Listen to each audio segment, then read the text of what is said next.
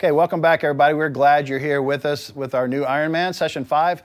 Going through the topic of getting started. Last week we talked about the roadblocks to giving and how it doesn't always have to necessarily be money. It can be time and talents and those kind of things as you're volunteering and helping out each other as we go through this life. But today we're talking just about getting started. It's one thing to know it and to have the knowledge of it. It's another thing to put it into action. Martin Luther, the old author and Renaissance man, theologian, said this. He said, "I've held many things in my hands and I have lost them all. But whatever I have placed in God's hand, that I still possess." So we still possess it because we know it's waiting for us on the other end. To everyone's amazement, there's a story about, or back in those days, they were amazed by Sam Houston, the guy, the colorful soldier turned politician. The city of Houston, Texas is named after him, Alamo hero and all of that. When he got saved, when he came to Christ after his baptism, he offered to pay the local pastor's salary. And when somebody asked him why he would do that, he says, "Well, friend," he said, "when I got baptized, my pocketbook got baptized as well." So the two things go hand in hand. You can't separate the two. Once you start following Christ, you want to be a giving person. You want to help people, and you want to recognize where people can use the gifts and talents that God's given you. So the meaning of the word tithe, okay, you guys have all heard the word tithe. We're supposed to tithe. Tithe is 10%. Is the tithe in the Bible? Is it in the New Testament? Is it not in the New Testament? All those kind of things.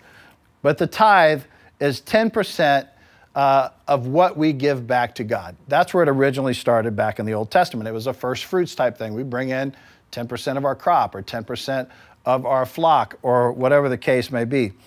There were also free will offerings too that were taking place in the Bible as well. But the first fruits of everything, that is the tithe. And when his children weren't giving as they said they would, or when they promised to, God reminded them of this in Malachi 3, 8 through 10. It's going to be on your screen here. It says this, "Will a man rob God? Yet you rob me. But you ask, how do we rob you, God? In tithes and offerings. You are under a curse, the whole nation of you, because you are robbing me. Bring the whole tithe into the storehouse, that there may be food in my house." Okay, not everything. Bring the whole tithe. So 10%. You know, most people don't tithe 10%. The surveys that have been out since the last 30, 40 years consistently show that Christians that attend church tithe 2 to 3%. Okay, if every church in this country tithed 10%, we would not have any money issues at all, for the most part. Okay, we could take care of every program, every position that we needed to hire, every outreach that we wanted to go on, every community that we wanted to help. We would have enough if people were actually tithing. Jesus validated this mandatory tithe on small things in the book of Matthew, chapter 23, but there's no mention of tithing really in the Gospels other than that, the fact that Jesus alluded to it. And neither is it commanded or is it taken away. It doesn't say we don't have to tithe anymore. It's just not ever really talked about. Now, giving is definitely talked about, but the exact 10% is not. And there are a lot of people who are Christians who will say, "Yeah, the New Testament doesn't talk about tithing. I don't really have to." You know, but God put it out there for a reason, just like he put the 10 Commandments out there for a reason, okay? It's a baseline, and it should be a baseline for us with the idea that we give that as a minimum, plus on top when we're able to. And not everybody's going to be able to give the same thing. I mean, that's common sense. You know, people with more money should be able to give more to the church or to missions or wherever they decide to give their money to God. But there's a timeless truth behind giving God our first fruits. It doesn't have to be an Old Testament versus New Testament thing. It's all about saying, "God, thank you. Thank you for what you've given to me. I want to give something back to you, and you use it however you want to in your kingdom." All right, so Paul also encouraged voluntary giving throughout the epistles or the letters that he wrote. In 2 Corinthians 9:13, he called such giving as an obedience. And obedience is something that we do because we have been instructed to do. We are being obedient. You can be obedient with a good attitude. You can be obedient with a bad attitude. I have 3 children that are all obedient with bad attitudes and good attitudes at times. I get both. Sometimes I get a lot of sarcasm when it comes to their being obedient. Yeah, Daddy, I'll do the dishes. Sure, there's nothing I'd rather do, you know, that kind of stuff. Okay, and then I'll say something sarcastic back, like, good, I'm glad you're so willing to help out. I love your positive can-do attitude, you know. So a lot of this kind of goes on. So we need to be obedient with a great attitude. God doesn't expect us all to give the same amount. He's blessed some of us, like I said a minute ago, with more than he's given others. But when God says that we're robbing him by withholding tithes and offerings, that's pretty strong. Those are strong words. Okay, God says you're robbing me. Okay, you're not giving me what you should. And if you did give me what you should, I'm going to bless you. Okay, your barns are going to overflow, it says. It says, test me. It's the only time God says, test me on something. Test me on this. And you'll see, you're not going to have enough room for all the blessings I'm going to pour into your life. When people say they can't afford to tithe, have you ever had anybody tell you that? I'd love to tithe. I just can't afford to, man. Things are tight right now. And then a question you could ask them, or even ask yourself, could I live on 10% less if I had to? If my boss, you know, said, hey, times are tight around here, we're going to cut your salary by 10%. Would you quit? Try to find something else? You know, or would you say, you know, I like it here. I can make 10% work. You're not going to die. You're not going to end up out on the street because you've lost 10% of your income. So yes, things might be tight, but we can give to God. And in fact, if we truly believe in his word, when we give, we have to trust that things are going to come back to us. That's what he just said. He said, test me on this. I'm going to fill your barns up if you tithe. Pretty strong, okay? Now you're saying, well, I don't know, man. I'll take my chances and live on 100%. But wouldn't you rather live on 90% in God's will than 100% of your own money outside God's will? I think I'd rather take my chances and do the 90% and test God like he says to do. Now, giving actually is a skill. It takes practice. You're not going to be able to jump, you know, straight right in there. I get that. We have a lot of new visitors that come every week. People that are new Christians, new believers that don't understand the whole idea of giving, the giving offerings and giving tithes and things. So just because your church is full of people doesn't mean that they're full of people that are giving. It's just like piano playing or playing tennis or playing pickleball or playing basketball, whatever, or golf. It takes practice to get good at it. And once you get good at it, guess what? It's more fun. It's way more fun to play when you get good at something. I'm a very below average guitar player, but when I start practicing and I start getting a little bit better and I go, oh, that actually sounded like a song, then all of a sudden it's more fun. Okay, same thing with golf. If I go out there and play and haven't been practicing, I'm playing bad, why am I getting mad at myself? Okay, but when I'm practicing and it starts clicking and I'm playing better, yeah, it's a lot more fun. It's the same thing with giving. Okay, it takes practice, it takes reps. Arnold Schwarzenegger told his son, when his son asked him, what's the key to success in life? Like what advice can you give me? Because his son was going to go into acting and bodybuilding and stuff. And his quote was, do the reps. Just do the reps. Whether it's lifting weights or if it's learning your lines or whatever it is, put in the practice, put in the work. And it's the same thing for giving. Okay, do the reps and it's going to start getting easier and it's going to start getting more fun and you're going to get a lot better at it. Now we're going to take a look at when to give, okay? And not necessarily when, like what day of the week, but it's more of a heart thing. Like when your heart is right, do you give? Like when the Holy Spirit touches you on something, what is the right thing to give to? Zacchaeus said this in his story. We've talked about Zacchaeus before. He says, here and now I give my possessions. If you procrastinate, when you feel prompted to give, you're probably not going to end up giving. Okay, if you feel prompted to give to somebody, go ahead and give it. Even if it's small, let them know that you're behind them and you're thinking about them. So death is not your best opportunity to give. And some people think that when I die, that's when I'll leave everything behind. But it's the end of your opportunity to give. It's not the best time to give, it's the end of your opportunity to give. God rewards acts of faith done while we're still living. It takes faith to give, doesn't it?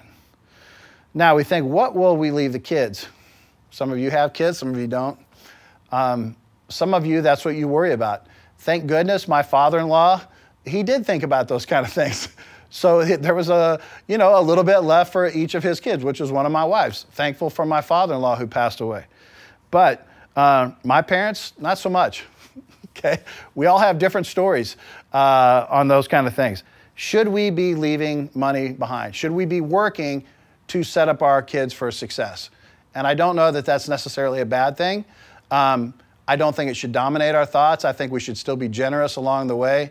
My parents were like giving money away left and right to different Christian organizations, and I'm sitting there going, hey, hello, what about us here? But good for them for setting an example for us. And we should be looking to give our kids maybe some modest assistance.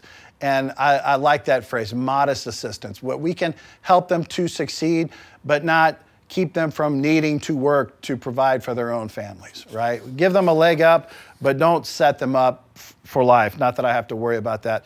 In fact, Shaquille O'Neal was quoted when his kids, are asking for money on stuff. He said, look, we ain't rich. He said, I'm rich. You are not rich. He said, if you want to, come to me with an investment idea, you've got your college degree, and you have a solid business plan, I will give to that. He said, but I am not going to just give you money just for the sake of giving you money. You're going to have to go out there and earn it. Daniel Craig, I just read this too, the actor who played James Bond, said, his quote was, we actually are doing our kids a disservice by leaving them money. I forgot what the exact word was. I don't know, he said disservice, but it was something like, it's ridiculous to think that we should leave our money. He says, in fact, if you haven't given, this is his exact quote, if you haven't given away all your money by the time you die, your life is a failure. Wow. Okay. That's a guy who doesn't want to leave anything behind.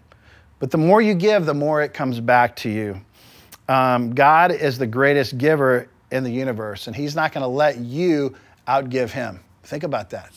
We've got the most generous Father in the world. He's not going to let you outgive him. Giving is a sacrifice for sure.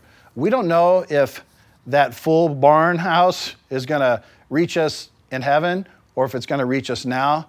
The name it and claim it prosperity gospel preachers will tell you you'll get it back now.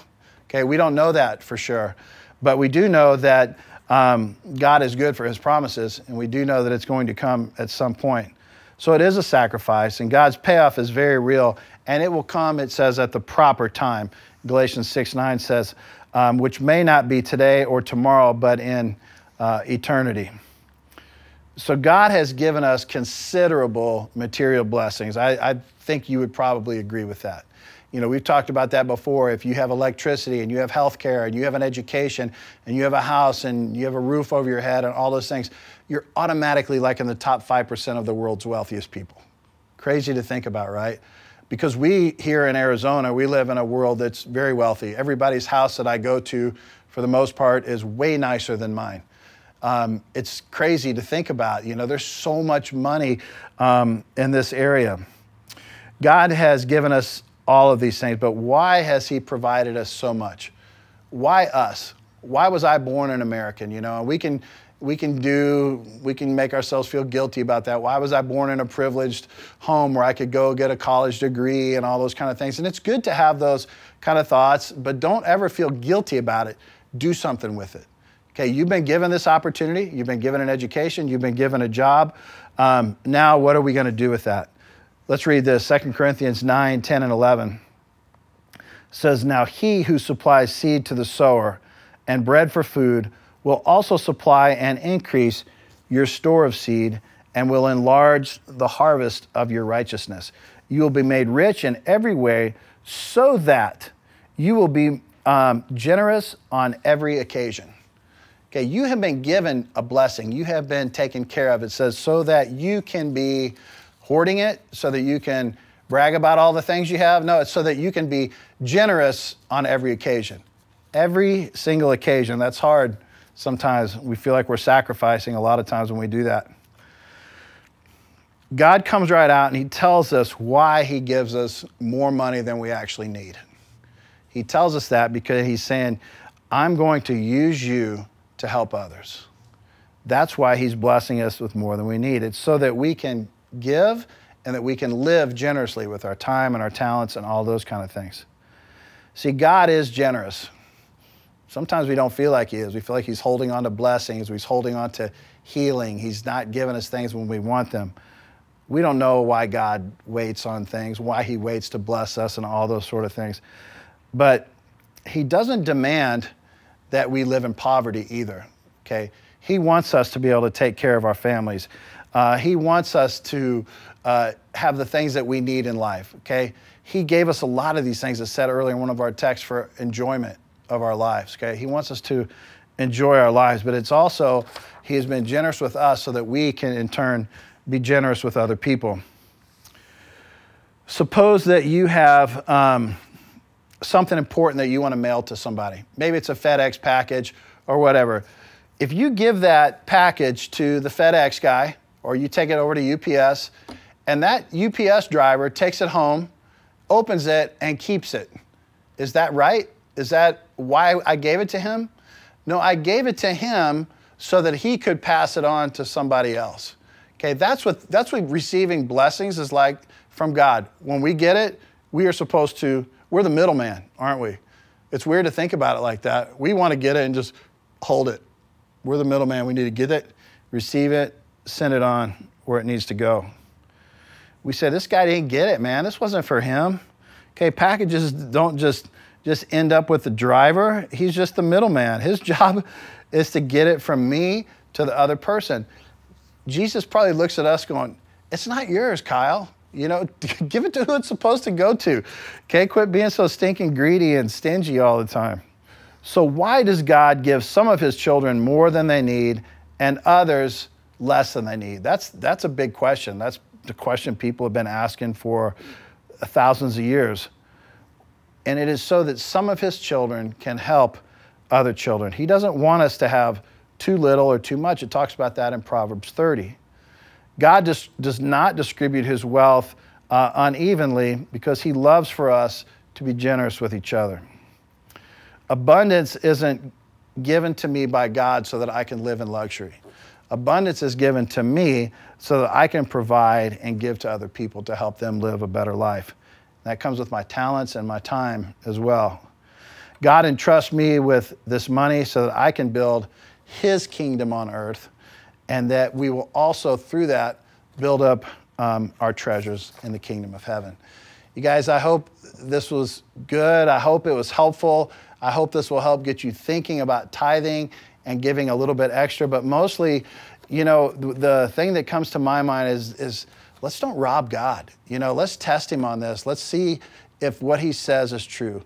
Okay, let's see that the money that he gives to us, the blessings that he gives to us, is used to help advance his kingdom by helping other people who are in need. You guys, that's it for this week. We'll see you next time.